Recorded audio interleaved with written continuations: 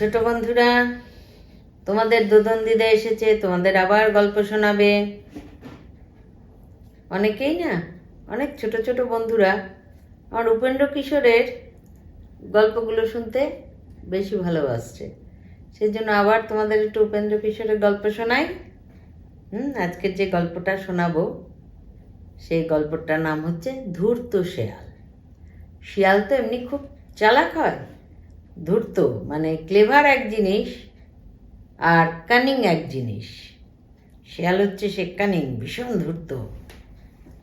তো শেয়ালের 4 জন বন্ধু ছিল, একটা বাঘ, একটা নেকড়ে, একটা হচ্ছে ইঁদুর, আর একটা হচ্ছে নেউল। নেউল যাকে বলে বেজি, আমরা বেজি বলি তো ওটাকে নেউল বলে, ভালো কথা নেউল। তো এই 5 জনের খুব ভাব। বনের মধ্যে এরা থাকে একসাথে।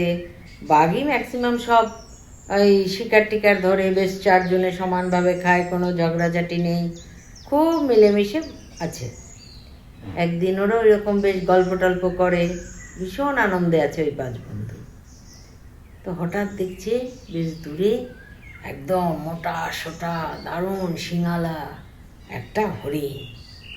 দেখেই তো ওদের সবার জিভে একেবারে, ওরে বাবা কি হৃষ্টপুষ্ট হরিণ, এই হরিণকে ধরে খেলে দারুণ। যেমন বলা সেরকম কাজ, ওরা তো সব দৌড় লাগালো। প্রথমে তো বাঘ, বাঘ তো সবার আগে। বাঘ তো নিজেও জানে ম্যাক্সিমাম সব আমাকেই করতে হবে, আমিই তো এখানকার মধ্যে সন্ডা গুন্ডা না। তারপরে নেকড়েও আছে, ইঁদুর একটু তো কুরকুর করতে করতে ওদের সাথে সাথে যাও, তো কিছু করতে পারে না। শেয়াল কিন্তু অত যায় ঠায় না, শেয়াল একটু বুদ্ধি শুদ্ধি দেয় আর কি। তো বাবা, হরিণ ওই দেখে এমন দৌড় লাগিয়েছে, হরিণ খুব দৌড়াতে পারে, দৌড় লাগিয়েছে। আর ওই সেই শিং ঠিং দিয়ে করে ওরা আর পারেনি, হরিণ চলে গেছে। তখন শেয়াল বলছে, শোনো, এরকম করে হবে না, আমরা একটা কাজ করি। হরিণ যখন ঘুমোবে, ইঁদুর চুপি চুপি যেতে পারে, ইঁদুর গেলে কেউ টেরও পায় না। ইঁদুর গিয়ে হরিণের পায়ের শিরাটা কেটে দেবে, তাহলে হরিণের পায়ের জোর কমে যাবে। তখন তো বাঘ মামা গিয়ে একেবারে দেবে টুটি ধরে, টুটি ছিঁড়ে দেবে, মেরে ফেলে দেবে, তখন খাবো। তখন সবাই বললো, বা হ্যাঁ, ভালো বুদ্ধি, ভালো বুদ্ধি। তখন সত্যি সত্যি ওরকম ইঁদুর গিয়ে কুটকুট কুটকুট করে গিয়ে একেবারে ওর পায়ের শিরা ছিঁড়ে দিয়েছে। ও তো উঠেছে, রক্ত পড়ছে, আর যায় কোথায়, ওরা তো ওত পেতে ছিল, গিয়ে একেবারে হরিণের ঘাড় ধরে বাঘ করে টুটকে ছিঁড়ে ঘাড় মোটকে মেরে ফেলেছে। তখন শেয়াল বলছে, শোনো শোনো, একটা কথা বলি, তোমরা একটা কাজ করো, যাও, আমি হরিণকে পাহারা দিই, তোমরা সবাই স্নান টান করে আসো, তারপর আমরা একসাথে আনন্দ করে খাবো। তখন সবাই বলে, হ্যাঁ তাই ভালো, আমরা যাই, একটু স্নান টান করে আসি, পরিষ্কার টরিষ্কার হয়ে খাবো। শেয়াল বলে, কোনো চিন্তা করো না, আমি পাহারা দেবো। বলে বেশ শেয়াল একদম ঘাড় উঁচু করে কান খাড়া করে রয়েছে।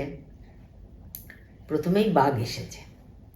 শেয়াল এমনভাবে মুখখানা করে রয়েছে না, বাঘ এসে বলছে, ভাগ্নে তোমার কি হয়েছে? বলে, আর কি করে বলি মামা, মনটা ভীষণ খারাপ হয়ে আমার গেছে জানো। কেন? বলছে, ওই ইঁদুর কি বলে জানো? ইঁদুর বলল, বাঘ কি করেছে?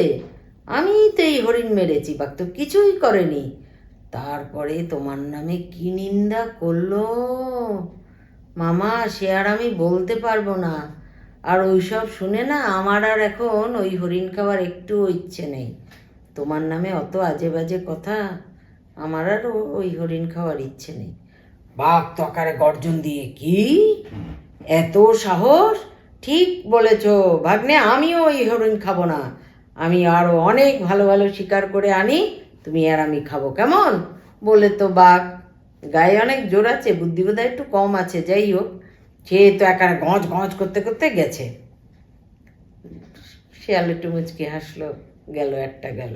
এরপরে ইঁদুর এসেছে। ইঁদুর আসার পরে বললো, কি হয়েছে? একদম দেখে কাচুমাচু মুখ করে রয়েছে শিয়াল। বন্ধু কি হয়েছে? বলল, কথাটা যখন আমার কানে এসেছে, আফটার অল তুমি তো আমার বন্ধু, তোমাকে না বলে আমি থাকি কি করে? কি হয়েছে জানো তো? এই কিছুক্ষণ আগে নেকড়ে এসে ঘুরে গিয়ে আমাকে কি বলেছে জানো? বলেছে আজকের আমার হরিণের মাংস খাওয়ার ইচ্ছে নেই, আজকের আমি ইঁদুর মেরে খাবো। জানো, এক্ষুনি খুঁজে গেল, তুমি তখনও আসোনি, আবার গেছে বলছে এরপরে আসবো, এখনও আসেনি, এরপরে আসবে তো, আমি আবার আসছি। বলে বলো কি? বললো হ্যাঁ। বলো ওরে বাবা তুমি পালিয়ে যাও। না বাবা আমার ইঁদুর খেয়ে দরকার নেই, আমি পালাই প্রাণ নিয়ে। বলো তো দৌড়ে গিয়ে ওই ইঁদুর গর্তে লুকিয়ে পড়েছে। 2 নম্বর গেল। এবার নেকড়ে এসেছে। নেকড়ে এসে দেখে একদম বেগতিকভাবে বসে আছে, পুরো আসতেও পারেনি। তাড়াতাড়ি শেয়াল গিয়ে ওর কানে কানে বলল, তুমি বাঘকে কি বলেছ? বাঘকে কি বলেছি? আর বলো না, তুমি কি বলেছো সেটা তো আমি জানি না। বাঘ তো একে রেগে আগুন, আমি কি তাকে থামাতে পারি? সে তো আমাকেই মেরে ফেলে আর কি, তোমাকে পেলে তো মারতই, সে তো আমাকেই মেরে ফেলে, আমি তো কিছুতেই আর বাঘকে থামাতে পারছি না। তখন সে বলল আসুক, আমি খুঁজে আসি, দেখি ও কোথায় গেছে। নাহলে তো আসবে, আমি আবার আসছি। বলেও গেছে, সর্বনাশ হয়ে যাবে। বলে বলো কি তুমি? বলে আমি বলছি। বলে ওরে বাবা, প্রাণে বাঁচলে ওই রকম হরিণ আমরা অনেক খাবো, আমি এখন যাই, ওর রাগ পড়ুক বাবা, আমি পালাই। বলে ও পালিয়ে গেছে। যাক, আর বাকি রইল কে? নেউল, যাকে আমরা বলি বেজি। বেজি তো বেশ একেবারে, বেজির তো বেশ বড় লম্বা লেজ আছে না, একেবারে নাড়াতে নাড়াতে আজকে দারুণ আমরা হরিণের মাংস খাবো, হ্যাঁ বলে সে আসছে। আর এর মধ্যে শিয়াল কি করেছে জানো? ওখানকার আশেপাশের মাটি একেবারে, শিয়ালেরও তো নখ আছে, বেশ বড় বড় নখ, সে খাবলে খাবলে খাবলে খাবলে সারা জায়গায় ধুলো বালি মতো করে নিজে ধুলো বালি মেখে আর হরিণটাকে মেরে ফেলেছিল। গা দিয়ে তো প্রচুর রক্তও বেরিয়েছে, একেবারে মুখে রক্ত মেখে টেকে বসে আছে দাঁত একেবারে করে করে। তা কাছাকাছি না বেজিটা এসে বলছে ওরে বাবা রে, শিয়ালের আবার কি হলো রে? বলে কি হয়েছে? ও বন্ধু তোমার কি হয়েছে? যত বলে শিয়াল তত একেবারে দাঁত মুখ খেঁচিয়ে খেঁচিয়ে একেবারে আর চোখে তাকাতে তাকাতে ওর কাছে কাছে আসে। বলে কি রে? বলে আমার কাছে কৈফিয়ত চাইছিস? কি হয়েছে? বাঘকে যুদ্ধে হারিয়ে দিয়েছি, নেকড়েকে যুদ্ধে হারিয়ে দিয়েছি, ইঁদুর তো হারিয়েই দিয়েছি, এবার তুই জিজ্ঞেস করছিস আয় আমার সাথে যুদ্ধ করবি? আয়, দেখেছিস সবাইকে আমি হারিয়ে দিয়েছি।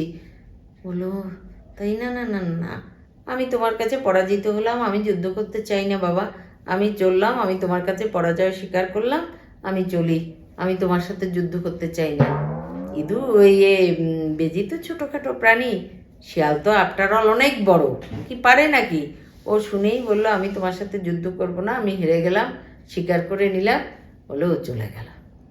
এবার শিয়াল একেবারে নিজের মনে মনেই অনেক হেসে আরাম করে বসে হরিণটাকে দেখছে আর ভাবছে এবার কোন দিক দিয়ে আমি খাওয়া শুরু করবে, তো পুরোটাই আমি একা খাবো মজা করে, এবার আমি কোন দিক দিয়ে খাওয়া শুরু করব। বুঝেছ? তোমরা ভালো থেকো, সুস্থ থেকো। পরের দিন দোদন দিদা আসবে আবার আর একটা গল্প নিয়ে।